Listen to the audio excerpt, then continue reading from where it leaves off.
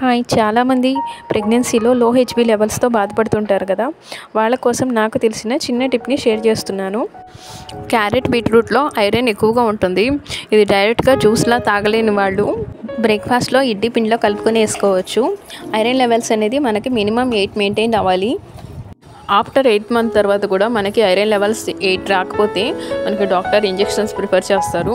So ఆ స్టేజ్కి రాకుండా మనం ఫుడ్ని కొంచెం చేంజ్ చేసుకుని మనం ఐరన్ లెవెల్స్ని పెంచుకోవచ్చు.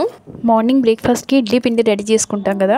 ఆ ఇడ్లీ పిండిలో ఒక క్యారెట్, ఒక చిన్న బీట్రూట్ మొక్క తురుముకొని కొద్దిగా సాల్ట్ యాడ్ చేసుకొని పిండిని బాగా కలుపుకొని ప్లేట్లో వేసుకొని స్టీమ్ చేసుకోవాలి.